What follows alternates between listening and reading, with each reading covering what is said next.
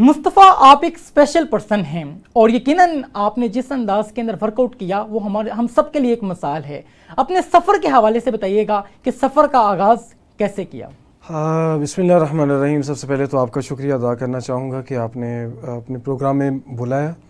سفر زندگی کا مشکلات جو ہوتی ہیں، اگر وہ انسان کی زندگی میں مشکلات نہ ہو تو زندگی میرے نزدیک جو ہے وہ بے مقصد سی اور بے معنی سی، وہ لذت نہیں ہوتی اس میں. کیونکہ مشکلات انسان کو جس طرح لوہا آگ میں پگھل کر ایک مضبوط وہ بنتا ہے نا، تو اسی طرح زندگی میں مشکلات انسان کو پگھلا کر اس کو کندن بناتی ہیں. بے شک بے شک.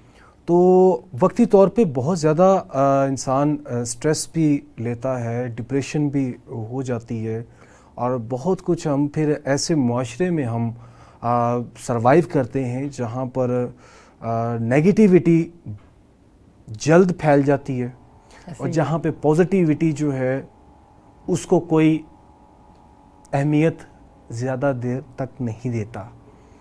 تو سفر زندگی کا جو تھا، مجھے یاد پڑتا ہے کہ میں جب 8 سال کا تھا تو سردیاں تھیں، ہلکا سا بخار ہوتا ہے، اور میں اپنے والد صاحب کے ساتھ سویا کرتا تھا. تو رات کو میں واش روم کرنے کے لیے اٹھاؤں تو ایک دم سے گرم بستر سے نیچے اترا ہوں. تو تقریباً 8-9 سال کا تھا، اچھی مجھے پہچان تھی. اور جیسے میں نیچے اترا ہوں تو میں ایک دم سے نیچے گر گیا. اب وہ نیچے گرنا جو تھا میرے لیے، وہ ایک زندگی کا سب سے پہلا جھٹکا تھا کہ یہ ایک دم سے ہو کر گیا. اس میں میرے مطلب کہ جب ڈاکٹر کے پاس گئے، سارا وہ جب چیک کروایا تو وہاں سے پتہ چلا کہ اٹس اے پولیو اٹیک.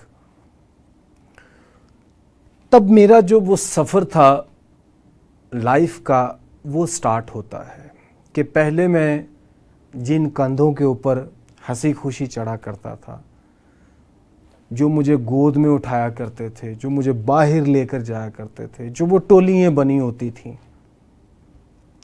وہ سب بکھرنا شروع ہوئے. لائف کا فرسٹ جو پوائنٹ تھا وہ تب وہاں سے سٹارٹ ہوتا ہے کہ وہاں پہ مجھے رشتوں کی پہچان زندگی نے سکھائی. میرے ساتھ کون ہے، کون مجھے ایکسیپٹ کرتا ہے، کون نہیں کرتا، کون مجھے اپنے پاس دیکھ کر کیا وہ اس کو حقارت کی نظر ہوتی ہے، یا وہ یہ سمجھتا ہے کہ یہ ایک عجیب سی مخلوق ہے جو کہ خدا نہ خواستہ کسی معذوری کا شکار ہو گئی ہے، یا مطلب کہ کچھ بھی آپ اس کو کنسیڈر کر لیں. تو میں وہ لمحہ میرے لیے بہت مشکل تھا، سوائے ایک میرے ماں باپ کے تب میرے ساتھ کوئی بھی نہیں تھا. اور میں اللہ کی ذات سے بہت شکوے شکایت کرتا تھا، وائے میرے ساتھ ہی ایسا کیوں کہ جب سب جگہوں پر جو ہے وہ صحیح تندرست کھیل کود رہے ہیں، باہر نکل رہے ہیں، آ جا رہے ہیں، شادی بیاہ میں شرکت کر رہے ہیں، تو مجھے ایسا کیا مطلب کہ جو ہے وہ اس طرح ہوا کہ میں سب سے پیچھے ہٹ گیا ہوں، کوئی پوچھنے والا نہیں ہے، کوئی خوشی کمی آ رہی ہے، سب جا رہے ہیں، میں گھر میں پڑا ہوں. تو وہ بہت ایک ایسا مشکل مرحلہ تھا کہ جہاں پر اپنوں کی، پرایوں کی، سوسائٹی کی، اور مجھ سے اکثر کو پوچھتا ہے کہ آپ کی موٹیویشن کون ہے، تو میرا ایک ہی جواب ہوتا ہے کہ میری موٹیویشن جو ہے وہ میری یہ سوسائٹی ہے کہ جس نے مجھے سکھایا، جس نے مجھے وہ جس طرح ہمارے ہیں نا 2 قومی نظریہ، یہ ہماری سوسائٹی کے اندر بھی ہے. بینگ اے مسلم ہم یہ بھول جاتے ہیں کہ جو فرق جتنے بھی تھے وہ فتح مکہ کے دوران جو تھا ہمارے کریم آقا صلی اللہ علیہ وسلم نے 1450 سال پہلے ختم کر دیے تھے. سب برابر ہے. لیکن ہم دوسروں کو بھاشن دینے کے معاملے میں جو ہے وہ بہت عالم دین، فقیہ، صوفی کہ ہم سے بڑا کوئی مسلمان کوئی نہیں ہے، لیکن جب باری عمل کی پریکٹیکل کی آتی ہے تب ہمارا وہ کہاں پہ وہ چیز مر جاتی ہے۔ میں یہ بات اس لیے کر رہا ہوں کہ آج ہمارے جو لوگ، وہ جو جتنے بھی ہمارے ویورز دیکھنے والے ہیں، وہ اس چیز کو سمجھیں اور اس بات کو مد نظر رکھیں اور اس کے اوپر بلیو اپنائیں کہ اللہ کی ذات اگر انسان سے کچھ لیتی ہے، اس کی حکمت کو جانو، بالکل صحیح، اور اس کی حکمت کو جانتے ہوئے سجدہ شکر ادا کرو کہ اس نے آپ کو چنا ہے ایک آزمائش کے لیے۔ وہ آپ کا صبر کو دیکھنا چاہتا ہے، آپ کے شکر کو دیکھنا چاہتا ہے۔ تو اگر آپ اس چیز کے اوپر پورا اترتے ہو تو اس نے بے شمار ایسی صلاحیتیں ہیں جو انسان کے اندر چھپا دی ہوئی ہیں، صرف فرق اتنا ہے کہ ہم ان کو پہچان نہیں پاتے۔ بالکل صحیح۔ تو اس ٹائم میرے طرح طرح کے نام پڑ گئے ہوئے تھے، مذاق اڑایا جاتا تھا، ڈسیبلٹی کو مطلب کہ جو ہے وہ اتنا بڑا عجیب کنسیڈر کیا جاتا تھا۔ مجھے اتنا اپنے معذور ہونے کے اوپر افسوس نہیں ہوتا تھا جتنا مجھے لوگوں کے رویات کے اوپر، لوگوں کی باتوں سے ہوتا تھا کہ میں بس خود کو ختم کر دوں، یہ میرے ساتھ ہو کیا گیا اور لوگ میرے ساتھ ایسا کر کیوں رہے ہیں۔ بالکل ایسا ہی ہے، یہ ایک سٹوری نہیں، ہم بہت سے لوگوں سے سنتے ہیں اور یقیناً جو الفاظ ہیں ان کی شدت بھی ہوتی ہے، گہرائی بھی ہوتی ہے اور سامنے والے کے اوپر بہت زیادہ اثر انداز بھی ہوتے ہیں۔ جب ہم گفتگو کرتے ہیں ہم یہ نہیں سوچتے کہ میرے الفاظ کا جو اثر ہے وہ سامنے والے کے اوپر کیا ہوگا۔ جیسے مصطفیٰ نے یہاں بات کی کہ ہمارے معاشرے کے یہ بے مثال لوگ ہیں، یہ اسپیشل لوگ ہیں، یہ خصوصی لوگ ہیں اور یہ ہمارے معاشرے کے اندر بہت زبردست انداز میں کام کرتے ہیں۔ اگر اللہ تبارک و تعالیٰ نے ان سے ہیلتھ کے حوالے سے کوئی چیز چھین لی ہے تو یقیناً بینگ اے ہیومن ہماری رسپانسبلٹی ہے کہ ہم ان کو ایجوکیٹ کریں، موٹیویٹ کریں اور ان کو سپورٹ کریں، بلکہ ہمارا جو انداز ہے، جو رویہ ہے وہ بالکل مختلف ہو جاتا ہے اور پھر یہی لوگ ہمارے معاشرے کے اندر ہم دیکھتے ہیں کہ ایسی ایکٹیویٹیز کرتے نظر آتے ہیں جو ناقابل بیاں ہیں، اور یہ ایک ایسا انداز ہے جو بہت سے لوگ اپنا لیتے ہیں اور انہی میں سے کچھ جو ہے وہ ہیرے نکلتے ہیں جو اپنے ان تمام تر چیزوں کے ساتھ ایک اچھے انداز کو اپناتے ہیں اور سوسائٹی ڈیولپمنٹ کے اندر اپنا کردار ادا کرتے نظر آتے ہیں۔ مصطفیٰ، زندگی کیا ہے؟ زندگی، میں خود اس لفظ کی تلاش میں ہوں اور اس کو جانچنے کی کوشش کر رہا ہوں کہ زندگی ہے کیا۔ اگر تو میں سکھ حاصل کر رہا ہوں تو میں کہوں گا کہ زندگی سے بڑا انمول کوئی چیز نہیں ہے۔ بہت اہم بات۔ اگر میں دکھ حاصل کروں یا دکھ ملے تو زندگی میرے لیے عذاب ہے، لیکن زندگی تبھی چلتی ہے جب اس میں اتار چڑھاؤ اور زندگی کا اصل مقصد جو کہ ہم بھول بیٹھے ہیں وہ ہے کہ آپ اس دنیا میں جو زندگی دے کر بھیجے گئے ہو اور آپ کی حقیقت کیا ہے، آپ کون ہیں۔ آپ دنیا میں پیدا ہوئے ہیں نا، زندگی دی اللہ پاک نے، لیکن آپ کا مقصد کیا ہے، پیدا ہونے کا مقصد کیا ہے؟ کیا نسل بڑھانا تھا؟ یہی ہے؟ نہیں، ہم اپنی اصلیت کو کھو چکے ہیں۔ بالکل ایسے ہی ہے، زندگی یقیناً انسان کو سکھاتی ہے اور جب انسان یہ جان لیتا ہے کہ سیلف ایڈنٹیفیکیشن کیا ہے اور اپنے آپ کو جب پہچان لیتا ہے، جیسا کہ علامہ اقبال نے فرمایا کہ تو راز کن فقا ہے اپنی آنکھوں پر عیاں ہو جا، خودی کا رازداں ہو جا، خدا کا ترجمہ ہو جا۔ مصطفیٰ، آپ نے جیسے آغاز میں بات کی کہ بہت سے لوگوں نے آپ کو اس انداز کے اندر ٹریٹ کیا جو ناقابل بیاں ہیں اور بہت سے لوگوں نے آپ کا دل بھی دکھایا اور آپ اس نہج تک پہنچ چکے تھے کہ اپنی زندگی کو ختم کرنا چاہتے تھے، لیکن ایسا پھر کیا ہوا لائف میں کہ آپ نے اسی زندگی کو اپناتے ہوئے ایک ایسے انداز کو اپنایا کہ آپ انٹرنیشنل ویٹ لفٹر ہیں، آپ گولڈ میڈلسٹ ہیں اور اگر ہم بات کریں آپ کے اچیومنٹس کے حوالے سے تو بہت زیادہ اچیومنٹس ہیں، تو پھر وہ خیال کیسے آیا؟ میں نے جس طریقے سے یہ آپ سے چند لمحوں پہلے ایک بات بولی، زندگی جو ہے نا وہ ایک راز ہے، رائٹ، ایک ایسا راز کہ جب انسان اس کی کھوج میں لگ جاتا ہے نا تو وہ بہت کچھ پا لیتا ہے. بالکل صحیح.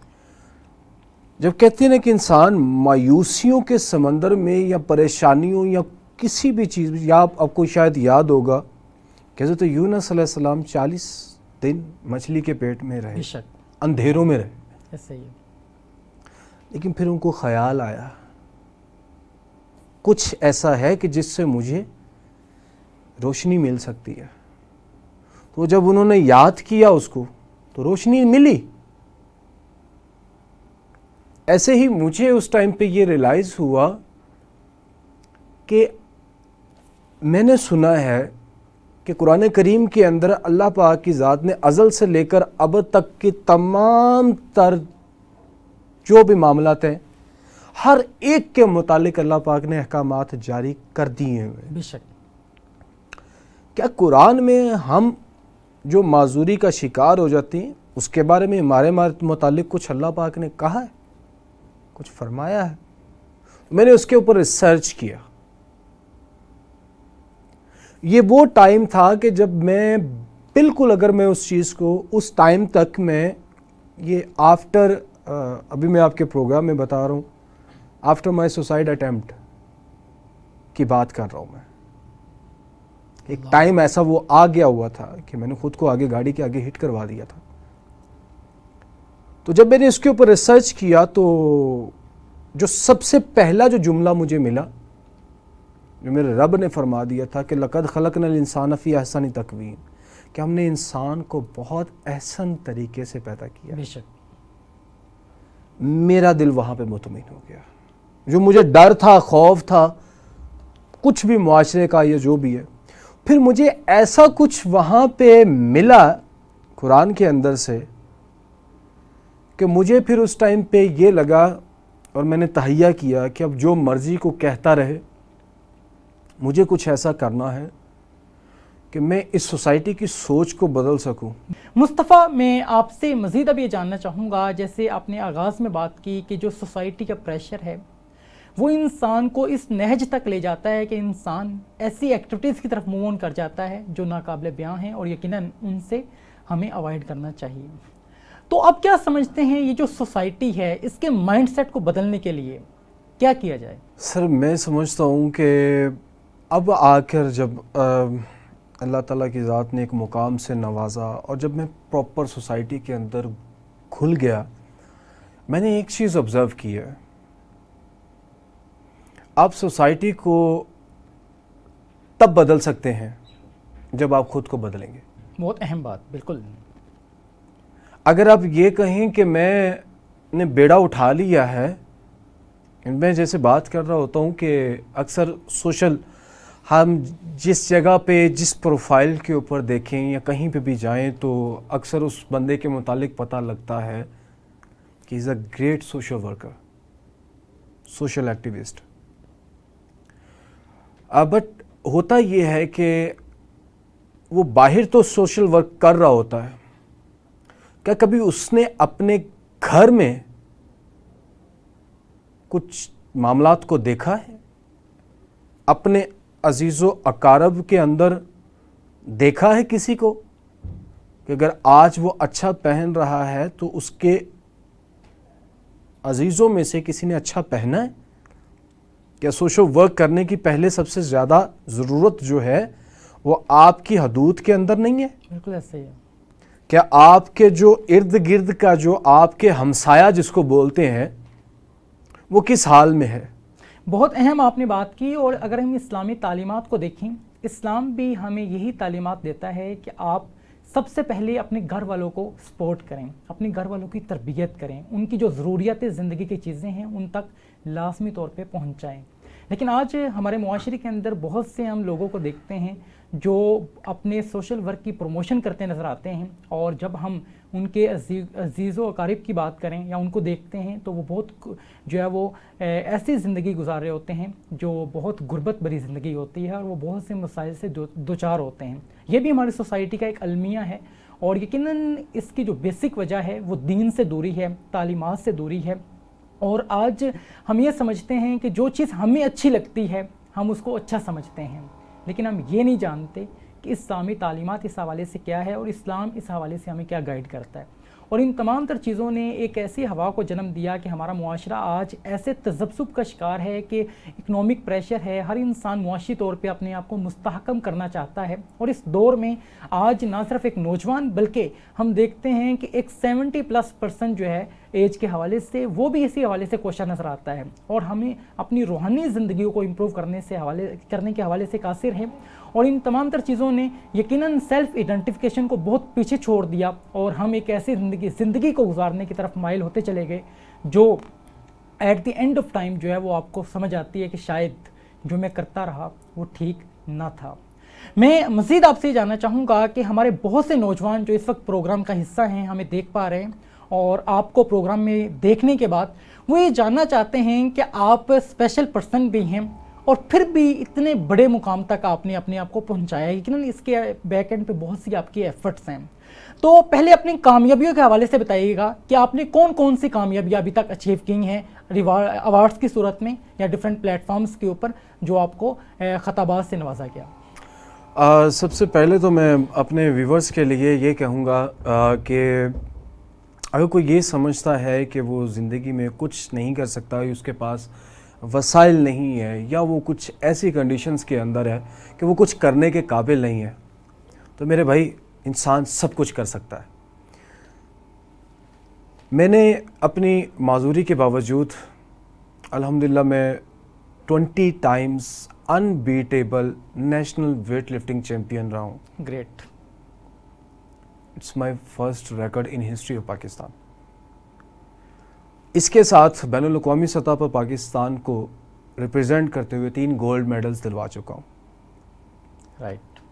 پاکستان کی تاریخ کا پہلا اسپیشل پرسن بائیکر ہوں کہ میں نے 17 ڈیز کے اندر مور دین 7000 کلومیٹر کا کراس دی پاکستان جو ہے وہ ٹریول کر کے فرسٹ ریکارڈ قائم کیا، جو کہ پاکستان کی تاریخ میں پہلے کسی بھی اسپیشل پرسن کی جانب سے نہیں ہو سکا، بیکاز اسپیشل پرسنس کا جو امیون سسٹم ہوتا ہے وہ بہت رسکی اور ویک ہوتا ہے. تو ہمیں جو زیادہ دیر تک بیٹھنا وہ بہت ٹف ہوتا ہے. تو اس کے علاوہ گورنمنٹ آف پاکستان کی طرف سے پریزیڈنشل ایوارڈ سے نوازا گیا ان 2007. اینڈ اس کے بعد پرائم منسٹر ایوارڈ دیا گیا. پھر جنرل اشفاق پرویز کیانی صاحب کی طرف سے آرمی چیف کی طرف سے اپریسیشن دی گئی، ایوارڈ دیا گیا. پھر ہمارے جتنے بھی پروونسز ہیں ان کے وزراء اعلیٰ، گورنرز اور جتنے پاکستان کے جو بڑے جو فلاحی ادارے ہیں ان کی طرف سے ایوارڈز سے نوازا گیا ہوں. تو پھر بھی اسٹرگل جو ہوتی ہے نا زندگی میں، کیونکہ بیکاز میرا گول کوئی نہیں ہے، میرا وہ گول ہے جس کو میں کبھی اچیو ہی نہ کر سکوں، اور اس ان اچیویبل گول کے پیچھے اپنے لاتعداد جو گولز ہیں ان کو پورا کرتا جاؤں، ایک جگہ پہ سٹل باؤنڈ ہو کے خود کو ویسٹ نہ کروں. اور اسی کے اوپر اسی کو مد نظر رکھتے ہوئے ہم نے ایک پلان بنایا کہ بھی نیشنل ریکارڈ تو قائم کر لیا، دنیا کے اندر ایسا کیا ہے جو ابھی تک نہیں ہو سکا. تو 2 لوگوں نے اس کام کو سر انجام دیا، گینیز بک میں ان کا نام آیا. ہم نے ان کے ریکارڈز کو مد نظر رکھتے ہوئے ان کو بریک کر کے اپنا قائم کرنے کے لیے دنیا کی تاریخ کی ایسی ایک جرنی ہم نے بنائی ہے، ڈیزائن کی ہے، کہ جس کے اوپر ہمیں انٹرنیشنلی جب ان تک پہنچا، لوگوں تک اور ایسی شخصیات تک پہنچی، تو انہوں نے ہم سے رابطے کیے. رائٹ. اس میں آپ کو چند ایک کا میں بتا دیتا ہوں اپنی آڈینس کے لیے. بل گیٹس اور ان کی ٹیم کے ساتھ ہماری زوم پہ میٹنگ ہو چکی ہے. رائٹ. انہوں نے بہت زیادہ اپریشیٹ کیا اس چیز کو، اس کاز کو ہماری. اور اس میں کورلوس عثمان جو ترکیہ کی جو سیریز چل رہی ہیں ان کے سیٹس کے اوپر ہمیں دعوت دی گئی ہے آنے کی. پھر ملالہ یوسفزئی اس کے اوپر آن بورڈ ہے, انجلینا جولی اس کے اوپر آن بورڈ ہے, اور بھی پنجابی فلم انڈسٹری جو ہماری انڈیا کی جو پنجابی فنکار ہیں ان کی طرف سے بہت زیادہ سپورٹ ہے کہ وہ ہم سے ملنا چاہیں گے, اور مطلب کہ اس چیز کو پھر ہماری پاکستان کی جو ہماری جو سیلیبریٹیز ہیں ان کی طرف سے, گورنمنٹ آف پاکستان کی طرف سے. تو یہ ہم نے اس کو نام دیا ہے journey for a cause. Right, اگر یہ آپ بتا سکیں, ایکسپلین کر سکیں یہ کیا ہے؟ یہ جرنی فار اے کاز جو ہے یہ 3 میگا کازز کو اوپر جو ہے وہ بیس کرتا ہے. Okay. Number 1 polio eradication. Right. Second cause women empowerment, okay, کیونکہ اس کے اندر خواتین بھی شامل ہوں گی. And third is soft image of Pakistan. Great.